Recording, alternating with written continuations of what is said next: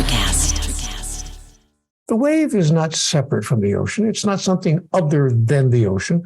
It's simply an individual arising of the ocean in magnificent, glorious, blessed individual form. And when that expression is complete, the wave recedes back into the ocean, whence it came. Thus, we understand who we are in relationship to God. I'm not saying that I'm God, but I'm saying that I am an individuation of the divine. I'm, to use the analogy, a wave on the ocean of divinity, as is everyone else. So what God said to me when she shared with me that analogy, she said, Neale, go out there and make waves. Welcome, beautiful beings, to season 2 of the Cosmic Love Antenna podcast with your host, Harrison Ma. This podcast sets the loving intention of creating the mystical space needed to pull back the layers restricting health, alignment, and love. Now let's walk you home to your cosmic spiritual heart space. Good morning, evening, afternoon, magical beings. Welcome back to the show. Welcome back to the Cosmic Love Antenna. I am really honored and grateful and excited to bring this conversation to you today from my heart in collaboration with an even powerful, mystical, spiritual heart that is the man that is Neale Donald Walsch. Before I get into all of who he is and everything we're going to get into today, I want to remind everyone that's joining either live or tuning into the podcast, I'd really encourage you to share any comments and questions and feedback that comes up today as we discuss and have this conversation with Neale. We're going to get really deep into all things God and spirituality. So if you're watching on LinkedIn or Facebook or YouTube, please pop in your comments and questions as we flow. And if this podcast today hits your heart, please share it out far and wide with someone you think it can impact in your life at a very deep level. The man, the mystic, the loving heart that is Neale Donald Walsch. If you haven't heard of this soul, Neale Donald Walsch is an author of the best-selling Conversations with God series. He is the author of 39 books in total on contemporary spirituality and its practical application in this 3D world, which to me is so important in this expansion that we're all going through too. And today, I have the pleasure to chat with Neale about his new book, The God Solution. And we're going to chat about all things, not just God, spirituality, but what are some of the biggest problems in the world around this today? What are some of the solutions? Where does religion come in? What is missing in our understanding? And ultimately, where does divine love seep into this conversation? Neale, it's a divine pleasure to welcome you to the Cosmic Love Antenna. Thank you, Harrison. It's lovely to be here with you. How may I serve the moment? Well, Neale, I don't think anyone's ever asked me that question to begin with, so I really appreciate it. I guess where we can start, I just want to go straight in, Neale, because I think out of other conversations I've had, this one, it feels I have the most permission to go as deep as possible. So I want to ask the question to begin this exploration with you. In your opinion, what do you think is the biggest problem we have in the world today?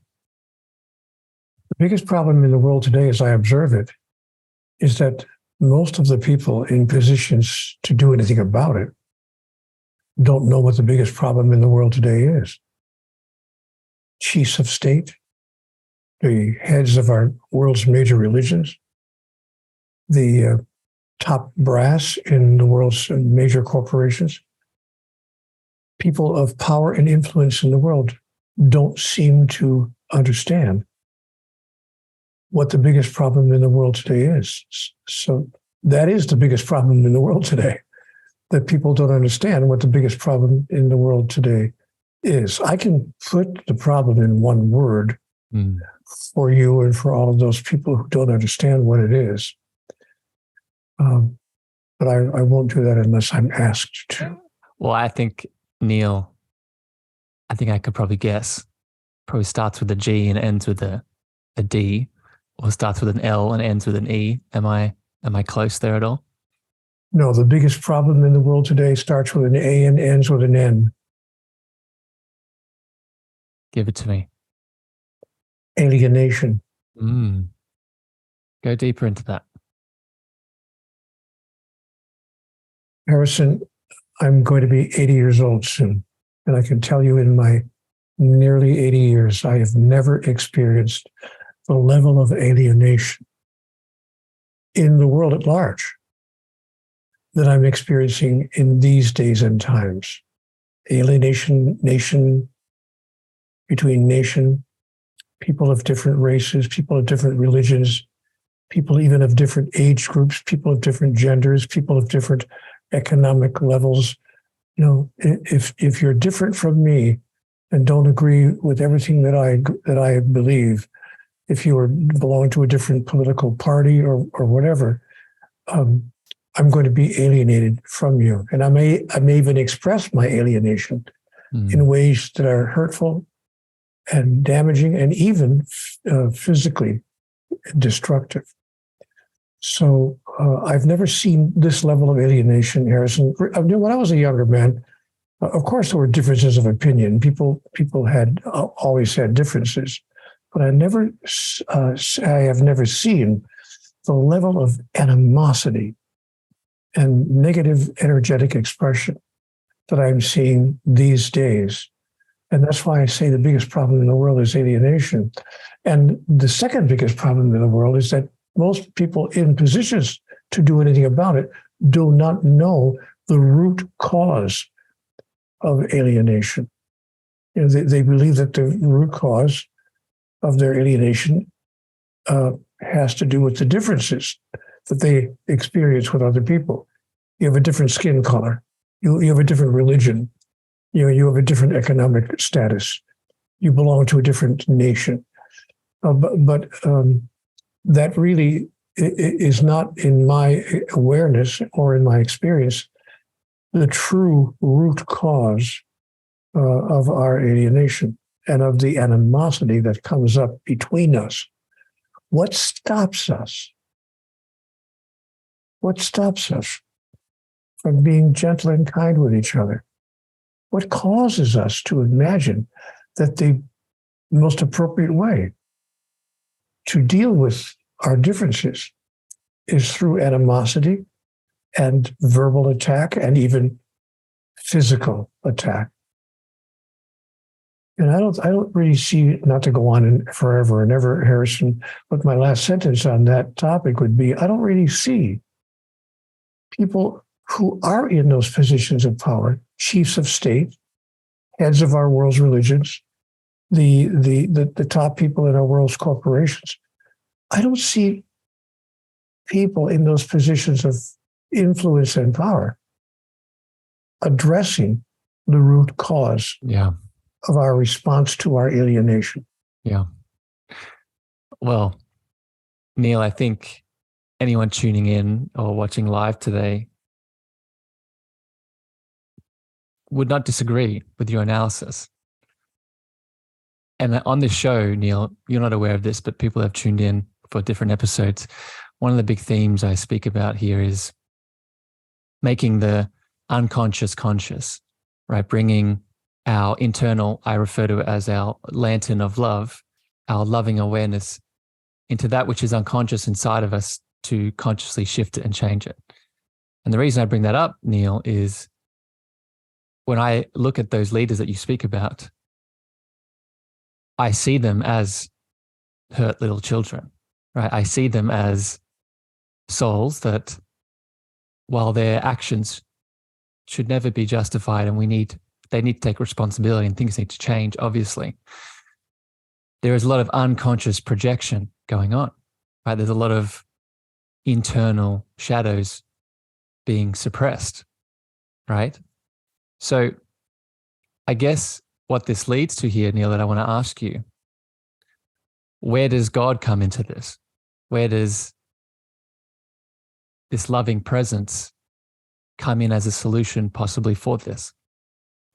Yeah, that's a very important question, Harrison, obviously. And let me contextualize the question itself, because some people might say, hey, what makes you think that people even believe in God? So let me just let all of the people who are watching us now know that surveys have been taken in the past several years. I'm not talking about 50 or 100 years ago.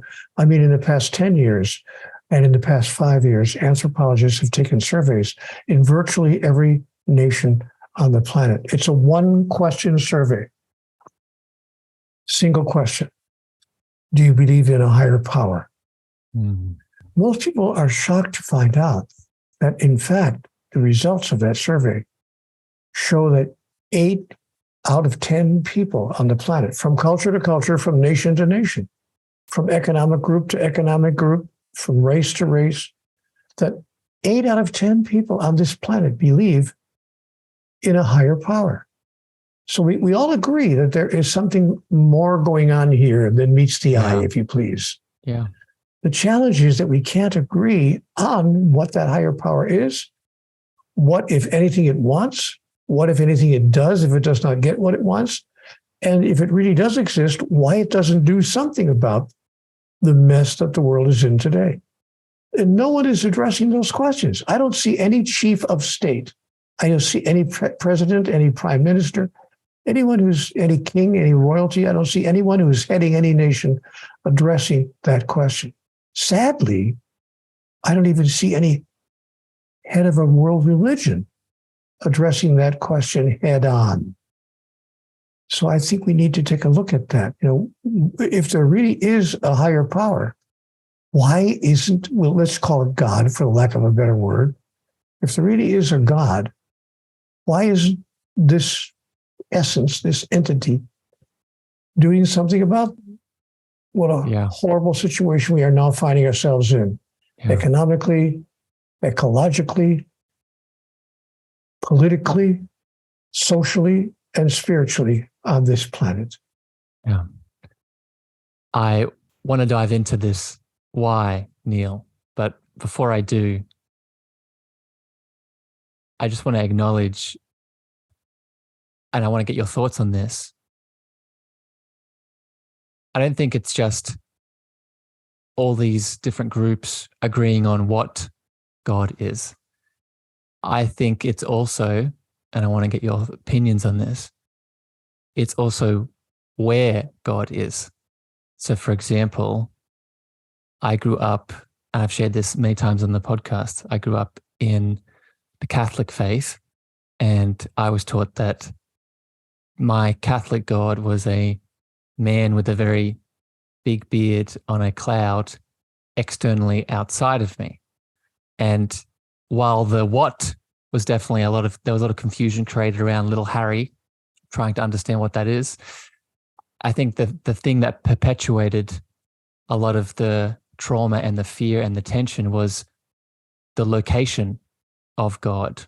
It wasn't in me, it was something outside of me. So I'm wondering, is this also a challenge, Neale, in your experience? Of course. I wanted to find a way to give you an unexpected answer because I'm writing a book soon called Unexpected Answers. But to stay serious on this topic, of course, it's a major, major, major problem. In fact, it is the source of the biggest problem in the world today, in my opinion. I believe that the source of the biggest problem in the world today, alienation, is our notion that God is separate from us. God's somewhere out there in the cosmos, whoever and whatever it is. Whatever it is, it's nowhere near us. It's way out there in the cosmos, and it's looking down upon us, and we had better do what it has told us to do. And by the way, there are a lot of questions about what it's really telling us to do. I don't know whether people are aware of this statistic either, but there are over 4,200 religions on the face of the earth right now. That's right, folks. You heard me correctly. Check it out. Don't believe me. Just Google the question. How many religions are there on the planet? Not throughout human history. I mean, in this moment, 4,200 religions on the planet and faith traditions being practiced right now. So the challenge is that many of those religions are giving us instructions on what it is that this God that we believe in wants, or if you please, requires. And they're telling us what happens if we don't do what God requires. Even though the religions can't agree on what it is that God requires, most of the religions have some notion that their particular religion is the one that has the one true word about that. In fact, I was also born and raised a Catholic. And as a young Catholic boy, I remember, I was so honored to be asked by the man across the street. He was a young man. He was about 23. But he babysat with me when I was a younger child. And of course, we became friends as he grew older and I grew older. And in my late teen years, he asked me if I would be the best man at his wedding. And I had to turn him down because when I shared this joy with the nun in the school that I went to, a Catholic school, she said, well, what church is he getting married in? And I mentioned that he was getting married in a Lutheran church. She said, you can't go. The church would not allow me to even attend a church service in another church. It was supposed to be a sin to do so. So I had to turn down, but I didn't, of course. I went ahead and did it anyway. And so I was therefore considered a sinner. Then I had to confess my sins, and get. In fact, what the priest told me when I was 9 years old was that if I don't attend church in my church, if I miss Mass on any Sunday of my life without a good excuse, if you're caring for a sick parent, fair enough. Or if you're an adult and you have to work on Sunday, okay. But if you just go to play a game of golf or just decide to not go to church that Sunday, it's considered to be a mortal sin. Yeah.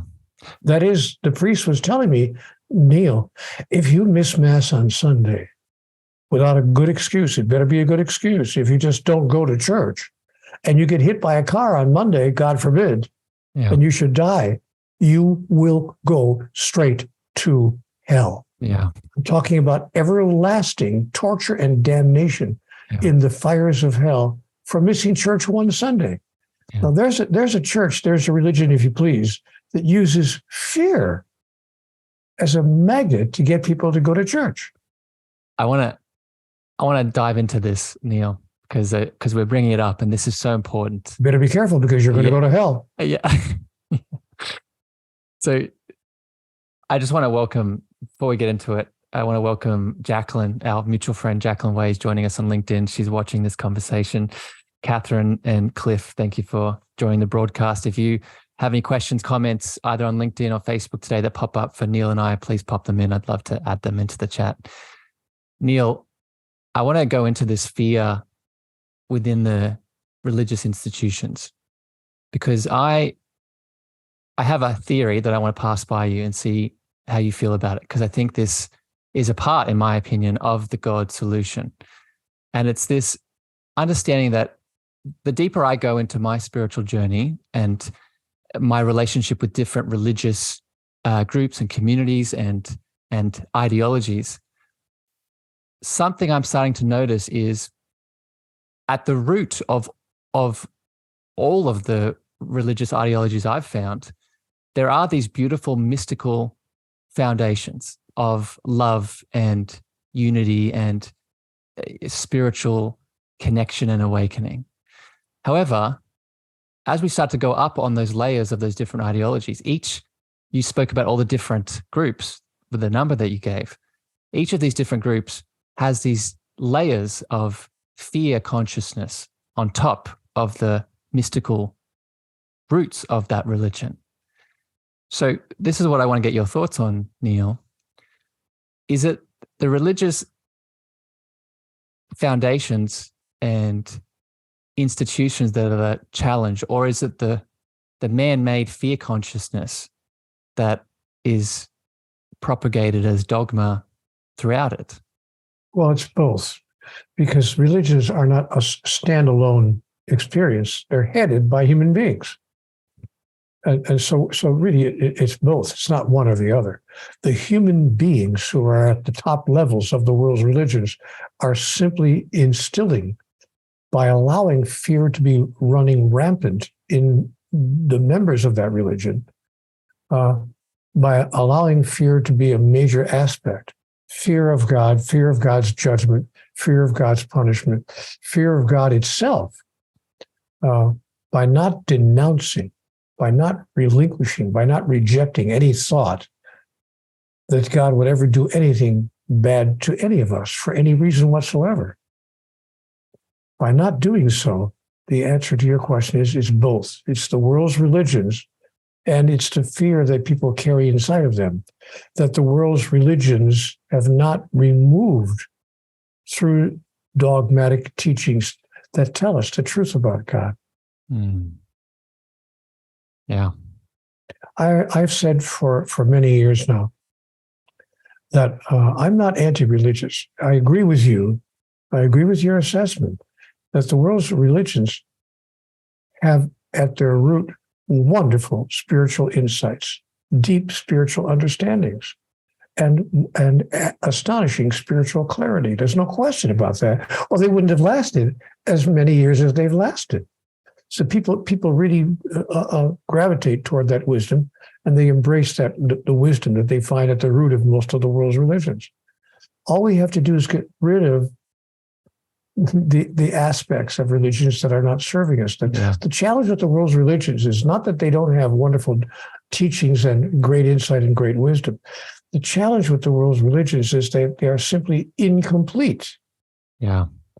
You know, one of the analogies that I use, Harrison, is, we are like children who think that because we've learned how to add and subtract, that we know everything there is to know about mathematics.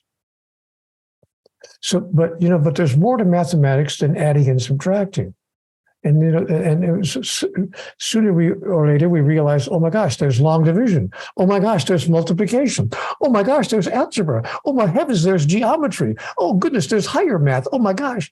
And so there's more going on, as I said a minute ago, than meets the eye, or as Shakespeare so wonderfully put it in Hamlet, there are more things in heaven and earth, Horatio, than are dreamt of in your philosophy. But our religions are incomplete. They don't have the whole story. They only claim to have the whole story. Yeah. It's selective in many cases, right? Selective. And I think the paradox here, Neale, is that, as we come back to the deeper truths, the higher truths, the multiplication and the higher math, as you were calling it, it's not an adding of, it's a coming back to, right? That truth is inside of us, which brings me to a quote I want to share from you, Neale, to you. And this is really something that has helped me come to this deeper truth and moving through all this separation energy. In your book, there's a quote from you: every theology on the planet is founded on the idea of a befuddled higher power who is the creator of all and the source of everything, yet can somehow be displeased with something that the higher power itself has empowered. And I hope that everybody heard what you just said. Yeah. We're talking about a God who can somehow be befuddled by the outcome of what the higher power itself has created. If the higher power is the creation of everything, then somebody explain it to me. What's going on here? There's another powerful question that I invite people to ask, even people who might be disagreeing with what they're hearing right now on this program. There may be some people who are turning this program off right now, saying, atheists, New Agers, whatever they want to call us. And that's fair. It's fair for people to have different opinions. But I'm going to invite people to consider whether the following question has any value. Here's the question.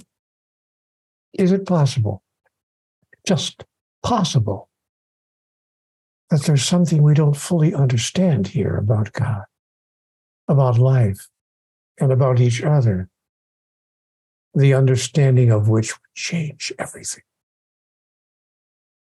The understanding of which would change everything. Or do we think, no, Neale, no, we know it all. We know all there is to know. It's all right there in the book. Which book? Well, you know which book, the book that we gave you to read. Well, interestingly enough, there are, some 400 individual holy scriptures on the planet right now. So, yeah. Which book are we supposed to read? Oh, it's the Bhagavad Gita, of course. What's the matter with me? No, it's the Book of Mormon. Neale, what's the matter with you? It's the Quran. What's the matter with you, Neale? It's the Bible. Oh, I see. It all depends on which book you agree with. So what we're doing is we're cherry picking our beliefs about God to suit what our culture has told us must be true. I think a big part of that, Neale, is our beautiful ego identity, right? Our beautiful ego that does a really good job in reminding us that we are these external things, that we are this external belief system, this external book, this external scripture reading that I tuned into today. And I think a solution to this, and I'll get your thoughts on this, Neale, a solution that I've come back to help me, I sort of lose myself in that funny image you gave just then of all these different scriptures and just bouncing back and forth between all of them. A solution to get beyond the ego that thinks it's just one of those and puts up its dogmatic barriers is dropping into your heart. And specifically, let's get just a bit more practical here, asking your intuition, right? Instead of thinking about what is religiously, scripturally, dogmatically correct, starting to tune into your feeling body. What are your thoughts on this, Neale, as a solution?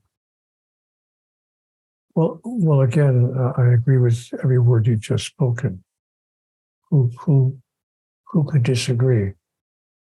Yes, the opportunity for us. What I think, Harrison, is that most people know in their heart of hearts, at the feeling level, most people know that what we've been told about God, some of the things we've been told about God, can't be true. It can't be the way it is. It simply doesn't make sense. So I think we understand that there is something that we have not fully embraced, the awareness of which would in fact change everything. But here's the problem. We have done in the area of God, let's call it theology. Let's use the word theology. We've done in the area of theology, the summation of our most sacred beliefs. We have done something that we have not done in any other important area in our life. We haven't done it in science. We haven't done it in medicine. We haven't done it in technology. We've only done it in theology. We have refused to question the prior assumption. Mm. In science, the minute a scientist imagines that she has discovered something, she questions the prior assumption upon which she has based her latest information or the prior information. The moment that someone in the world of medicine feels that they have come up with a cure for some kind of a disease or illness, the first thing they do is question the prior assumptions on which their medicine was previously based. The first thing that people do in technology as well is question the prior assumption. Is it true? Or is it possibly not complete in its awareness? But in the area of theology, you're not allowed to question the prior assumption. You will stick with what you and all human beings have been told for thousands and thousands of years. You will not question the prior assumption. And in fact, to question what we are told by the world's religions is considered by some of those religions outright blasphemy, heresy. Also, there are some religions on the earth that if you question their beliefs, you're subject to death. The death penalty. Well, this is the reason, Neale. I go back to your example that you shared at the start of all these world leaders that are speaking from this place of ideology and dogma and separation and anxiety. It comes from a place of wanting to feel safe, right? I'll just speak for myself, right? If I have grown up seeking a tribe or seeking a community or seeking connection, which we all do, and I find it in a religious ideology, community, group, family even, it gives me that, I'm going to call it a false, but it does give me a sense of security, safety. Temporarily, yeah. As long as we fear death, we will never feel safe completely. Yeah. As long as we fear and misunderstand what death really is, we will always feel unsafe, and we will protect ourselves from the great danger called death. And we'll do whatever it takes to protect ourselves. We'll do whatever it takes to survive. And by the way, I'm not the only person to make that observation. Most of the world's anthropologists have told us that the primary instinct, the basic instinct of humanity is survival. They're wrong, of course. The basic instinct of humanity is not survival. If that was the basic instinct, humanity would not act the way humanity does act. Individuals would not do what individuals do when they're faced with certain moments that call upon them to respond from their true basic instinct. Just to give you an example, I like to share with my audiences when I talk about this. Imagine you're walking down the street and you turn to the left and realize, oh my gosh, there's a building on fire. And does anybody know that? Is anybody seeing this building on fire? And then a lady on the second floor reaches out of the window holding a tiny baby, can't be 1 year old. She says, help me. Don't even worry about me. Save my baby, help me. What does the average person do? Turn around and run away? Say, oh, I'll have to wait until the first responders get here. It could be a while. Of course not. The average person would race into that building to do what it could for both the baby and the baby's mother.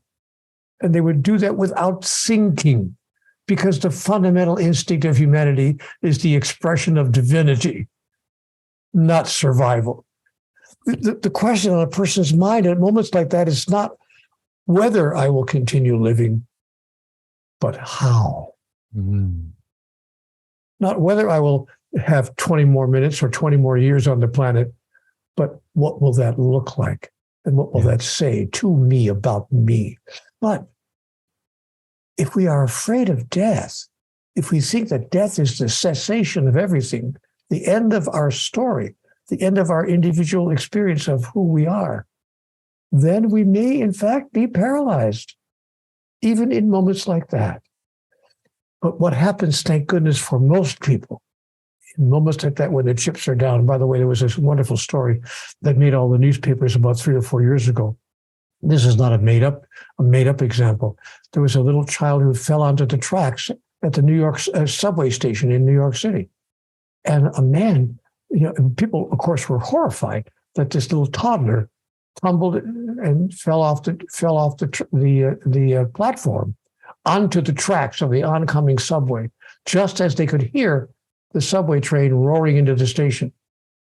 And a man jumped off the platform, threw his body over the child in between the rails of that track, and the subway train came in on top of them. And when the subway train passed and stopped, he managed to survive. And of course, he saved the life of the child. And the reporters were all over the place when they were called, and the newspapers and the TV stations were there, and they were saying, this guy's a hero. He's a hero. And he said, no, I'm not a hero. I did what anybody would do. Yeah. This is a true story. You can read about it. I believe it, Neale. And it shows something very significant. So first of all, thank you for sharing that. You don't know this, Neale, but the show, Cosmic Love Antenna, the reason I refer to it as the Cosmic Love Antenna, because to me, that divine that we all are is that love, right? That man that took that choice and threw himself. He was connected to the divine, but he was connected to this space of unconditional love. And I think you're so right with your understanding of this misconception around what death actually is, right? In many ways, we could say, what are we at a base level? We're energy. And we know that energy is not created or destroyed. It's either it's transforming, it's moving or transforming into something else. So I want to tie this in, Neale, with a question that you posed at the start that I want to come back to and see if we can link these two together. You mentioned that there's so many questions, not just around God, but this, if God is real, if God is a thing, if God is a part of me, or I'm connected to God, why is there so much badness, evil, suffering happening in the world? Well, because we don't know that, because we don't know who we really are. Well, I'd like to just take a minute, if I could, to explain that, because some people, when I've talked in this way in front of a crowd, in the days when we actually had public events with more than two people in the room, but somebody would inevitably get up in the back of the room, and question me. What are you saying? What are you trying to say? You're God? Trying to say that we're God? Come on, Neale.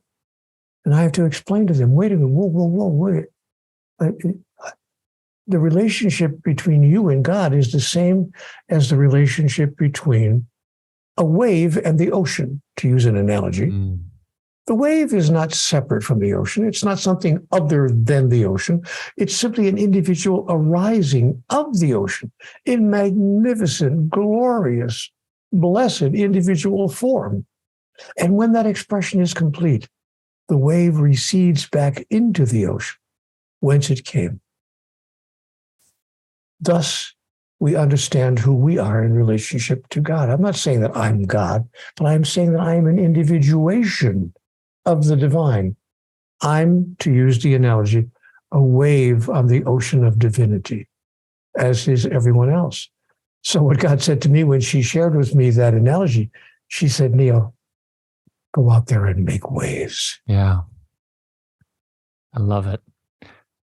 I often quote Rumi on this podcast, Neale, and I'm sure you're very familiar with the mystic that was Rumi. And one of my top 3 Rumi quotes is, we're not a drop in the ocean, we are an ocean in a drop.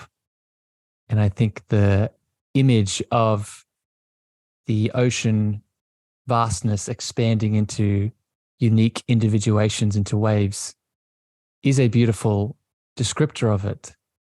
But it brings up a question, Neale. Why do so much of us along this remembering, awakening experience, why do we have so much trouble coming back to that truth? Because we're afraid. Harrison, we're simply afraid. We're afraid of dying.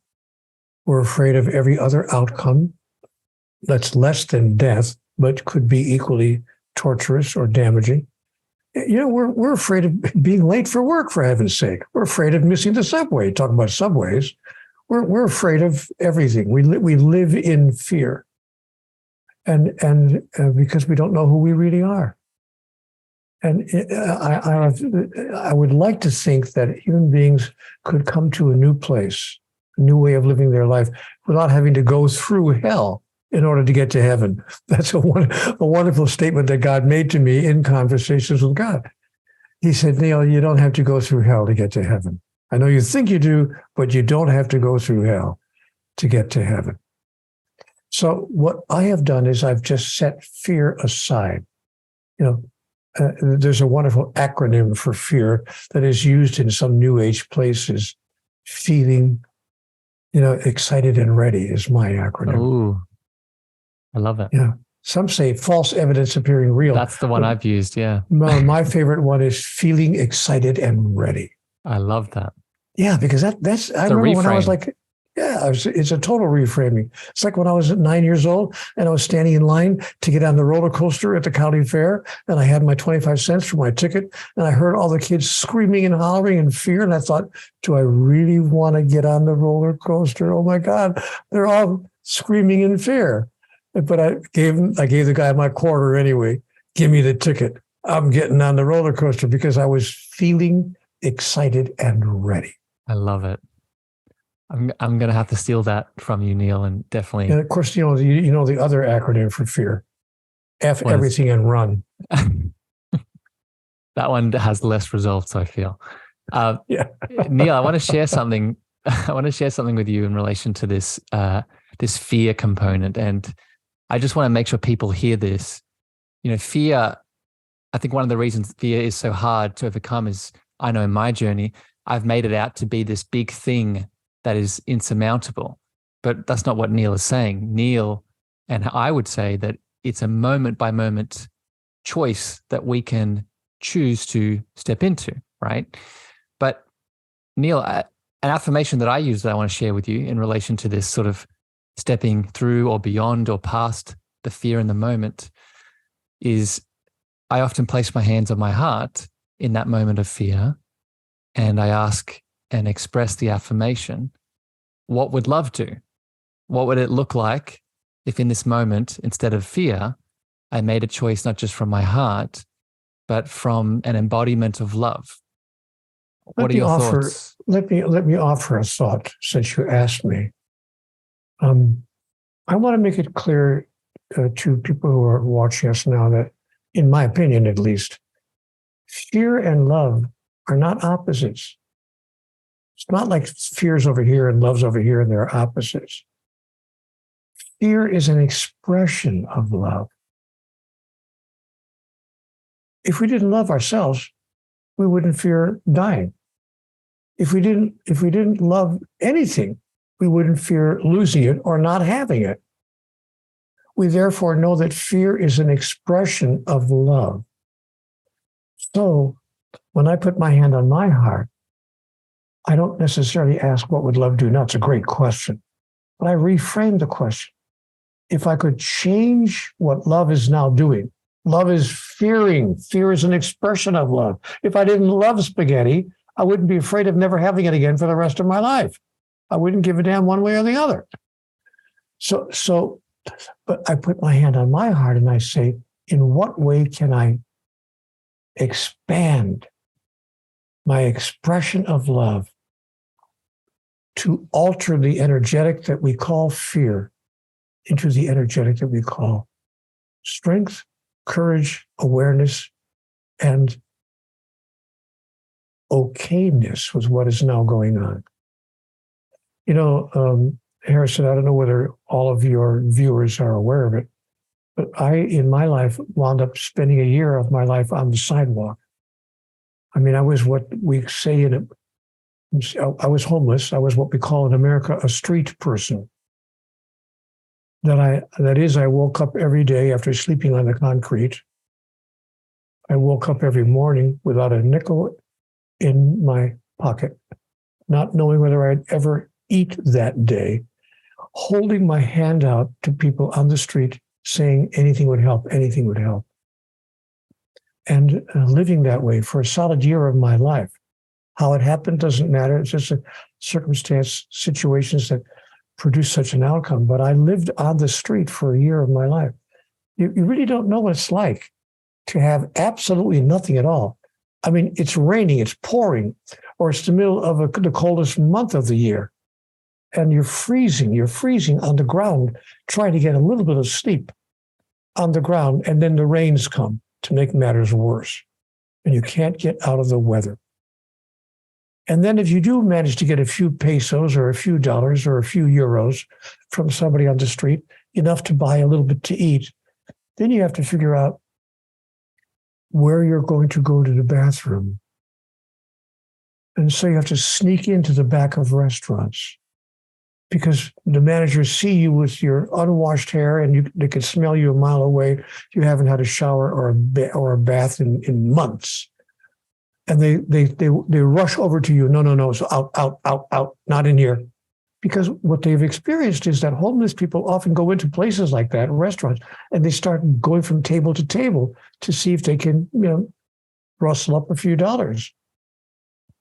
And so you're not even allowed to go into a place of business like that and maybe use the restroom. Talk about losing your dignity. I can recall standing in front of one manager of a restaurant. She happened to be a woman. She said, please don't come in. I said, ma'am, honestly, I need 6 minutes. I swear to you. I need to use the bathroom. I'll come in and I'll leave immediately. She looked at me and she said, promise? In and out, in and out. I said, yes, ma'am. I promise. She let me use the facility. And I scrammed as soon as I was finished. I left there. And you know what? That lady recognized me every day. And for the rest of that year, she said, okay, friend, okay. In and out. You keep your word, I'll keep my word. And I finally, after being on the street for 6 or 7 months, had a place to go to the bathroom. So now when you've moved through that kind of experience, I share that story not to get people to feel sorry for me, but to get them to understand, oh, he's not just talking theory. He's not just talking concepts. This guy has lived it. This guy has lived having nothing, having nothing. And he understands the difference between having nothing and having what love will bring you. That woman who ran that restaurant had enough love in her heart for humanity to say, okay, all right, in and out.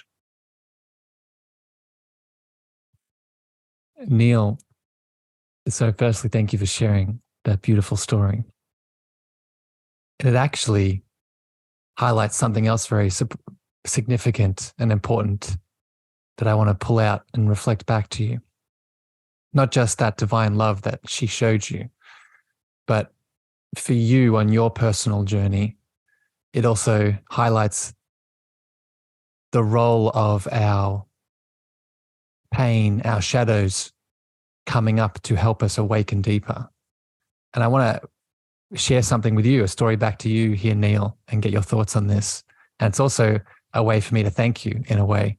Our mutual friend Jacqueline shared with you a question that I had on my heart very recently, and it was connected to sharing creative work with the world. And the question alluded to the idea of if we decide to share our creative work with the world, and that creative work then receives not just positive feedback, but negative feedback, that you as the creator of sharing such spiritual work, not only is that not a slight on you, but it's actually you stepping into your role. Because in that instance, what you're doing is through your creation energy, you're helping people meet their shadows, their unconscious elements. So I want to get your thoughts on this, Neale. Along this God solution and this journey that we're all taking, what are your feelings around the role of, meeting our darkness, meeting our shadows, meeting our lowest points, as you may have done in that experience of being homeless?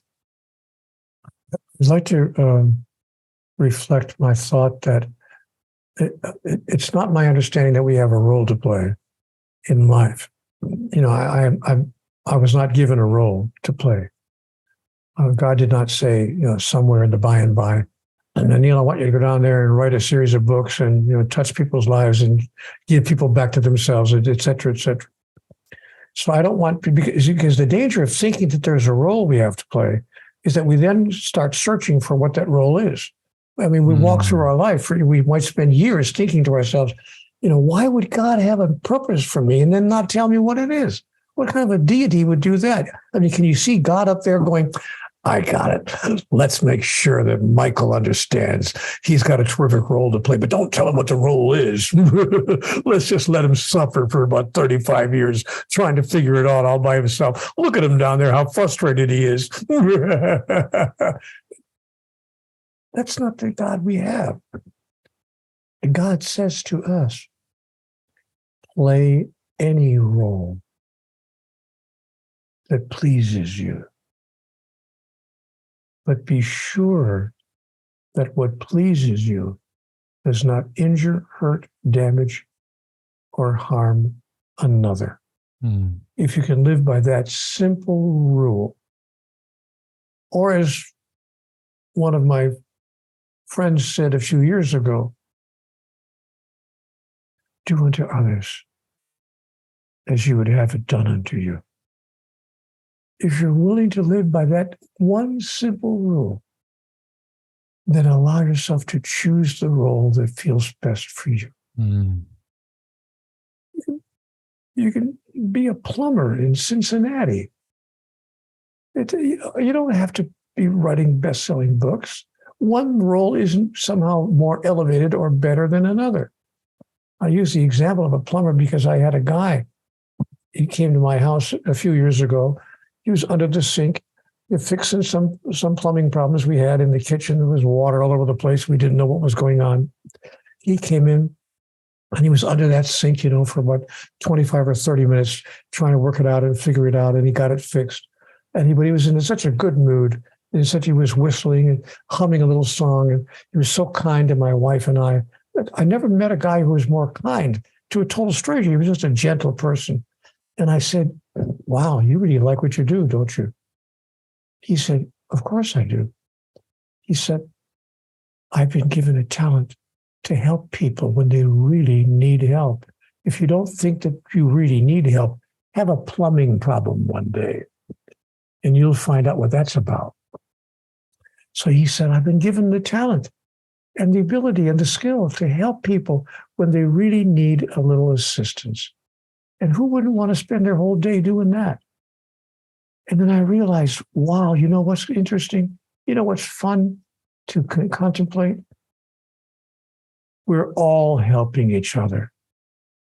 No matter what we're doing. I don't care if you're a teller at a bank, a plumber in Cincinnati, or the author of a book. I don't care whether you're a teacher of a third grade class in Australia, or whether you're a policeman on the sidewalk in Dresden. Whatever you're doing, you're helping someone else. Yeah.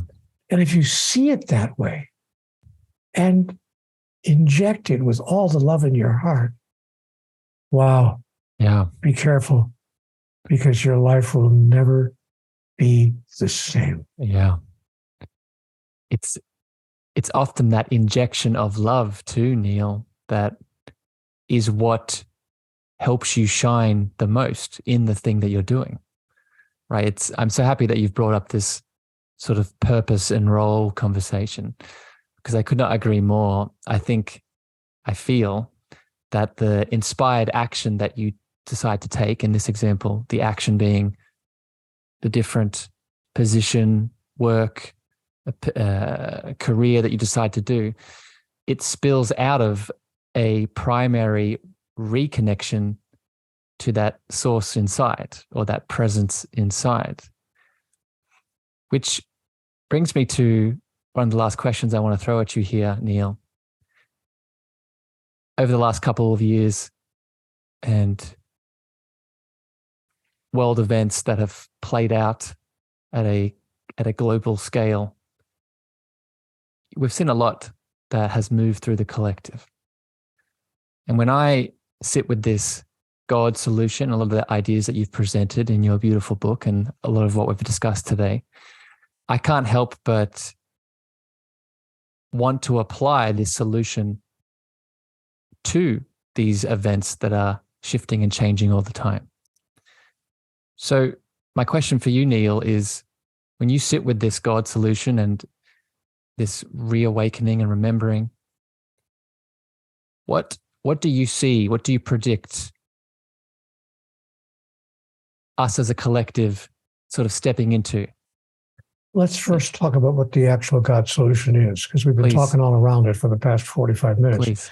But the God solution, as proposed in my book of the same name, is for humanity to actually redefine God. Is for our 4,200 religions on the planet to at least agree on one thing. They can have their own doctrines, they can have their own dogmas, they can have their own teachings, they can have their own messages, but could we at least agree on a single statement that all the world's faith traditions could embrace? That we have misdefined God, and that we need now to create a new definition of who and what God is. And the book proposes what that definition is. The book offers a 2-word definition of God. This, by the way, does relate to the question you asked, and you'll see how in just a moment. The 2-word definition of God, the most accurate definition that I know of the deity, is, in English, pure love. God is simply pure love. Now, again, here's that guy in the back of the room at my lecture saying, "Oh, Neale, more and more New Age junk. Come on, jargon.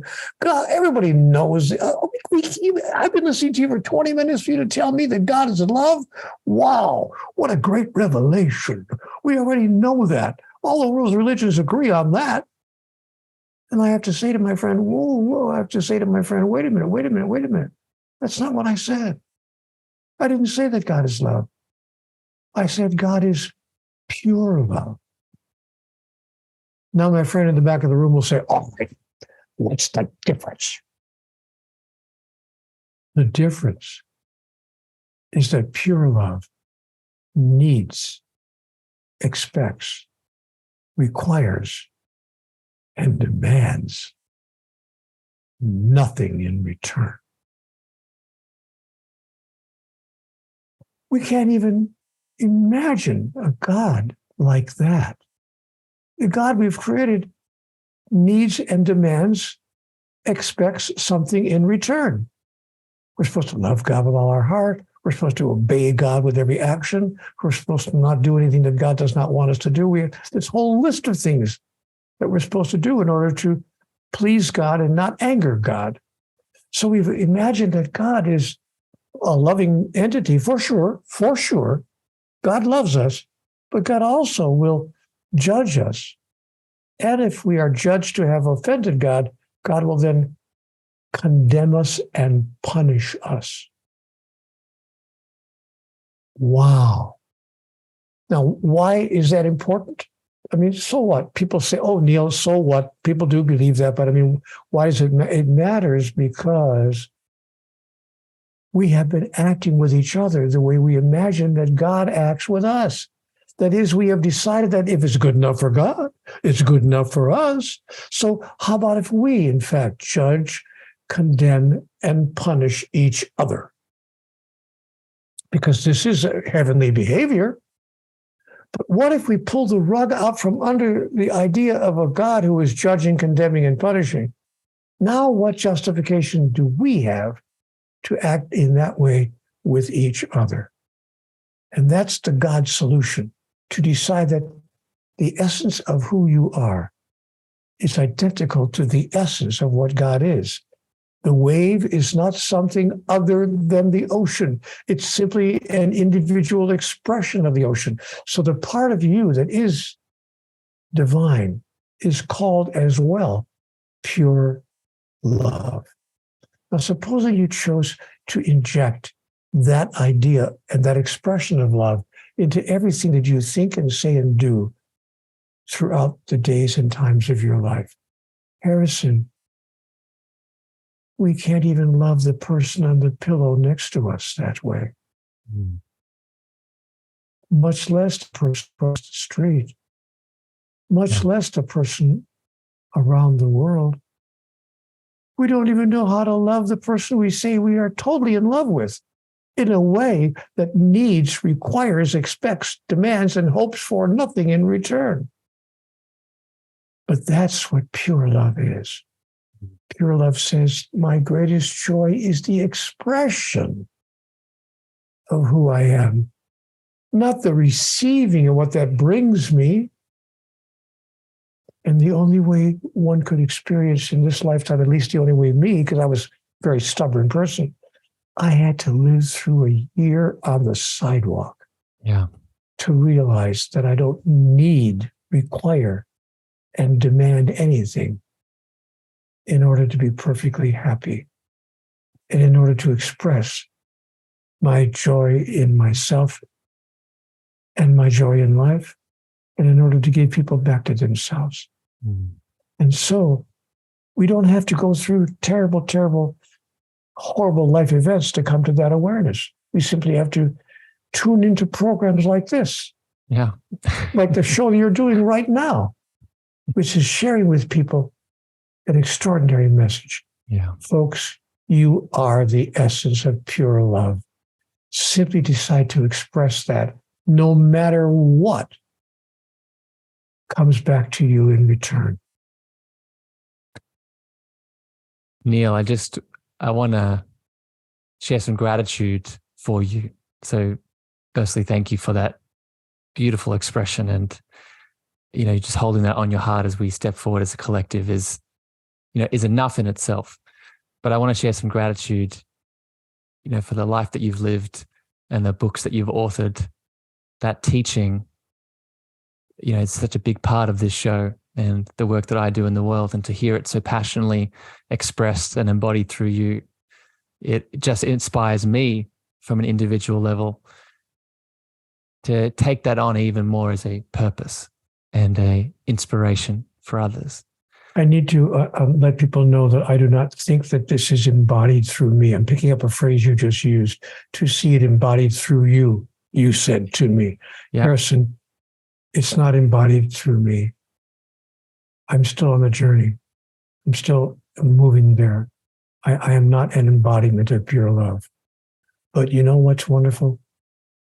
At least now I know where I'm going. At least now I know the raison d'etre, the purpose of life itself. At least now I know the pathway that I choose to take. And I'm getting closer and closer every day. And I hope that on the day that I die, most people will say, he almost got there. He got pretty close. And I want 4 words on my gravestone. Now that was fun. I think there's a very high likelihood, Neale, we'll get to that point. I have one question to finish off this chat, Neale. Before I get to that, if people have tuned into this beautiful frequency that you've shared today and all the wisdom, the knowledge, the understandings, the life experience, and they are feeling pulled to your beautiful book, The God Solution, can they find it on Amazon? It's out now, correct? All people have to do is send me an email and I will send them, I will upload to them on their computer my author's manuscript at no cost whatsoever. Oh, wow. You're not selling it? No, I mean, the publisher is selling it. They don't, because, and understandably, why? I mean, after all, they have to, edit it. They had to design the book. They had to design the cover. They had to get it out there. They had to distribute it. That costs money. So and they're in the business of putting books out that help people. So of course they want to make a profit to keep their business going. But anyone who writes me an email and says, Neale, just send me the author's manuscript. And here's the email address to send it to, and I'll send it right to them at no cost whatsoever, because I want this message to be received by as many people as possible. And I ask for only one thing in return. If you ask for the book and you read it and you agree with it, send it to as many people as you know. Pass on the link and send it to everybody. Let's start a movement. Revolution, a love revolution. I will put Neale's details, his email to send that message to in the show notes. So for everyone that's tuning in on the podcast, you'll see the details. Just click it and take that action. Neale, I really am grateful and honored for your beautiful presence today. Thank you for the dance. My final question for you, and you eloquently answered it in many ways a moment ago, but I want to pose it again and see what else comes up in you. I refer to this as the cosmic love antenna. And in many ways, for me, the reason I do that is because along my journey, I've come back to the remembering that my higher power, my God, my source is that 4-letter love word. So I'm wondering for you, Neale, how do you define love in your world?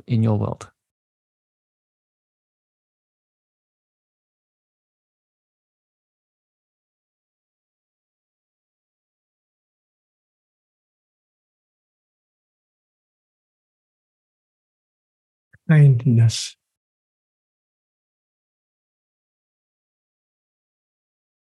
I try to be kind to every living thing. People, of course, pets as well. The tree in my backyard, I give it a hug. I have a huge plant in my living room. I give it, believe it or not, I give it a little kiss on its biggest leaf every morning. And I say to the plant, I love you, pal. Keep on blooming. If I see a spider where it doesn't belong, I'll capture it if there's any way I can. Get a glass on top of it. Put something underneath that glass. Carry it outside. Return it home. Kindness is how I define love. And there is a question I want you to ask me. What is the most important message in the 3,000 pages of the Conversations with God Please, books? Neale. Please, yeah. What is it? Give it to us.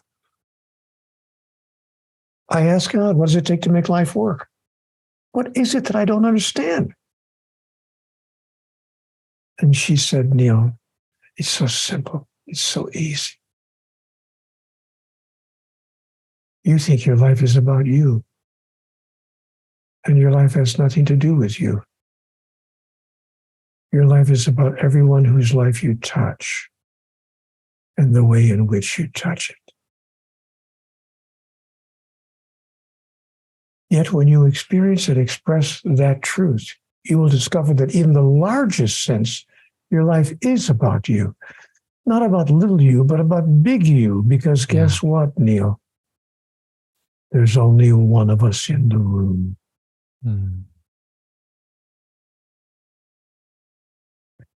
What a loving little heart exclamation mark to end this conversation, Neale. I'm grateful for your presence and grateful for your work, and I'm grateful for your time today here with me. It's been a pleasure, and I honor you and your work, my friend. Thank you for spending time with me. Thank you for the invitation and the opportunity to do so. How kind of you to have done that. And I appreciate it as well. Blessed be. Received, Neale. For everyone that has joined us either live here on Facebook or LinkedIn or on the podcast recording, thank you for your time, your attention, your love. And I would inspire and encourage you today, don't just feel these words and take in these understandings. Take a step, take some action. As Neale has highlighted in many ways today, start to express that love and come back to that deeper understanding. Until next time here on the show, we send you love, we send you light. If this hits your heart, please share it out far and wide. But regardless, we love you unconditionally, and we'll see you again soon. Bye, everyone. Thank you for listening to the Cosmic Love Antenna with me, your host, Harrison. If you gained value or this episode hit your heart, please remember to share this out with a friend, a family member, or a lover. You can also leave your love over on Apple reviews and Spotify star feedback, and this helps me spread my frequency to more souls in need. Finally, if you want to connect with me deeper, want to reach out, interested in coaching, please follow me on Facebook, Instagram, TikTok, and LinkedIn at Harrison Marr, Mar spelled Meagher. Sending you so much love.